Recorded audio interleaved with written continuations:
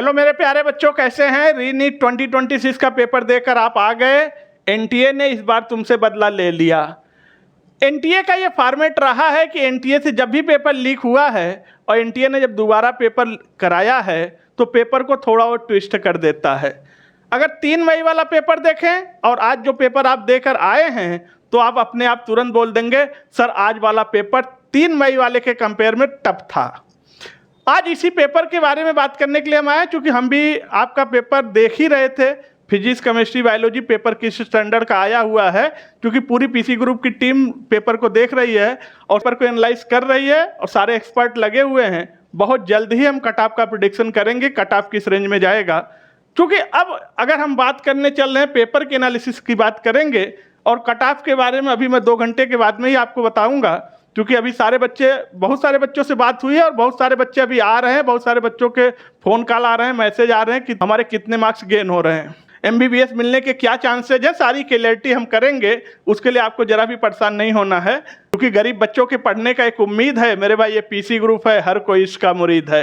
बच्चों बात करेंगे आज जो पेपर हुआ है इसका एनालिसिस के बारे में। अगर आज के पेपर की हम बात करें, चलो पहले फिजिक्स की बात करते हैं, केमिस्ट्री और बायो। भैया फिजिक्स इजी था, मॉडरेट था या टफ था? केमिस्ट्री इजी था, मॉडरेट था या टफ था? बायो इजी था, मॉडरेट था या टफ था? तो एक चीज़ तो पेपर दे के आप आ रहे हैं, बहुत सारे बच्चों से बात हो रही है और आप खुद ही आपको फील हुआ होगा कि फिजिक्स इस बार जो हुआ है, इस बार एनटीए ने फिजिक्स को टफ कर दिया। टफ, क्योंकि 3 मई वाला जो पेपर हुआ था उसमें फिजिक्स आसान थी, लेकिन इस बार फिजिक्स का पेपर क्या है, टफ हुआ है।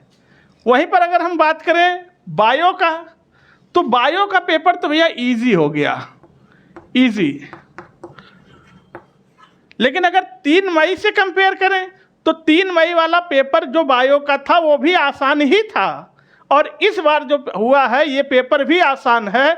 और 3 मई वाला बायो थोड़ा सा लेंदी था, लेकिन आज वाला बायोलॉजी बिल्कुल आसान हो गया, कोई लेंदी नहीं है। यानी बायोलॉजी का पेपर बहुत आसान था, करने लायक था।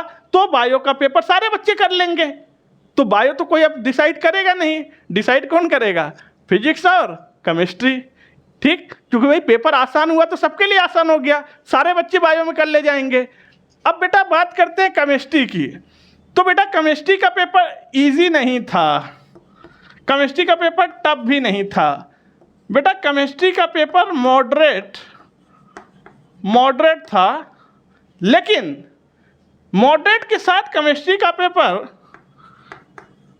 लेंदी हो गया, क्योंकि जो 3 मई को हुआ था उसमें केमिस्ट्री मॉडरेट थी, उसमें भी मॉडरेट थी, और आज वाले में भी केमिस्ट्री मॉडरेट है। लेकिन 3 मई वाले में केमिस्ट्री मॉडरेट थी लेकिन लेंदी नहीं थी, और आज वाले में केमिस्ट्री मॉडरेट है और साथ ही साथ लेंदी हो गया। ये एनालिसिस बोल रहा है, जितने बच्चों से अभी तक बात हुई है और जितने टीचर एक्सपर्ट से बात हुई है, वो इनका प्रेडिक्शन ये आ रहा है पेपर को लेकर एनालिसिस। आपको कैसा लगा पेपर? क्योंकि आप पेपर दे के आ रहे हैं तो आप जरूर बताइएगा, कमेंट करके बताइएगा।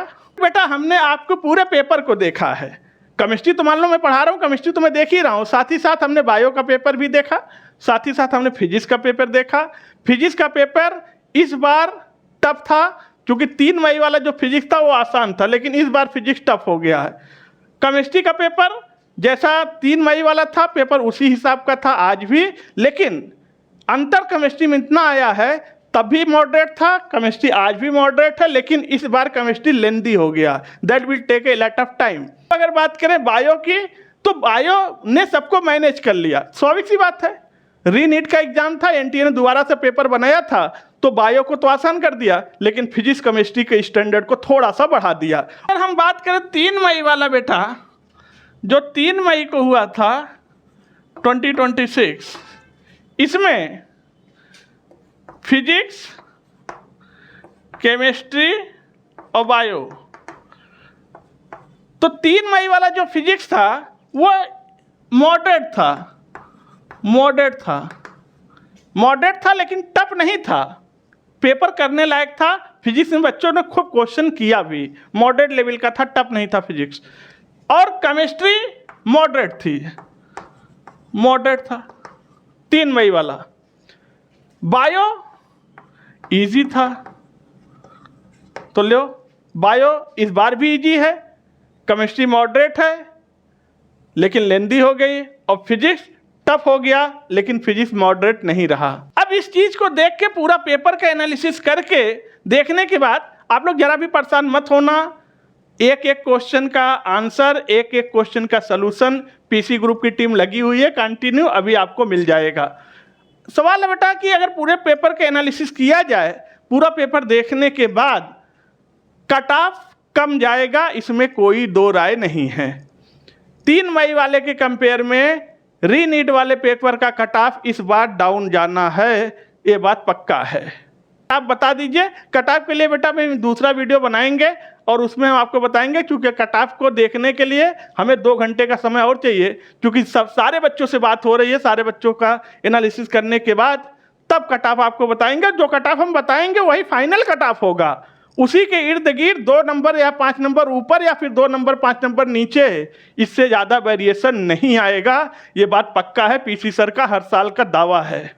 इसलिए मैं और लोगों की तरह तुरंत कट ऑफ नहीं बता रहा हूँ। कट ऑफ के लिए भी मैं 2 घंटे के बाद वीडियो बनाऊंगा और उसमें सारी चीज़ें क्लियर करके आपको बता दूंगा कि इस बार कट ऑफ कितना जाना है जनरल का, कितना जाएगा ओबीसी का, कितना जाएगा एससी का, कितना जाएगा एसटी का, कितना जाएगा किसका। आज वाले पेपर में एक चीज़ आपको और मिला था, देखा जाए तो आपको 15 मिनट का टाइम ज़्यादा मिला था। 3 मई वाले में आपको 15 मिनट का टाइम ज़्यादा वाला नहीं था, इस बार 15 मिनट ज़्यादा मिला था, तो बच्चों को थोड़ा सा रिलैक्स हुआ ओएमआर को फिल करने में।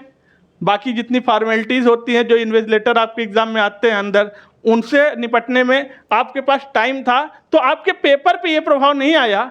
लेकिन 15 मिनट का टाइम तो एनटीए ने ज़्यादा दिया, लेकिन पेपर को टफ कर दिया, और पेपर को टफ कर दिया इसलिए कट ऑफ नीचे भागने लगा, क्योंकि एनटीए कहीं ना कहीं से सब कुछ बैलेंस कर रहा है। टाइम बढ़ाया तो पेपर का टफनेस लेवल बढ़ा दिया, बायो को आसान कर दिया तो फिजिक्स केमिस्ट्री के लेवल को बढ़ा दिया।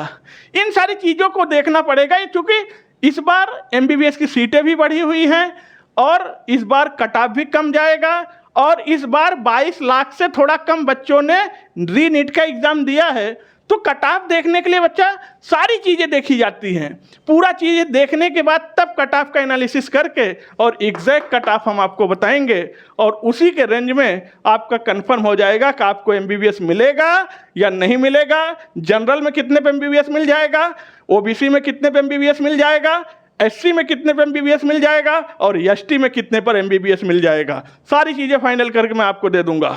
बाकी कमेंट बॉक्स में आप लोग कमेंट करके बताइए, पेपर देकर आए हैं, आपका पेपर कैसा हुआ, फिजिक्स का, केमिस्ट्री का और बायोलॉजी का, इंडिविजुअल कैसा हुआ है, कमेंट करके बताइए। अपना स्टेट और डिस्ट्रिक्ट भी मेंशन करिएगा।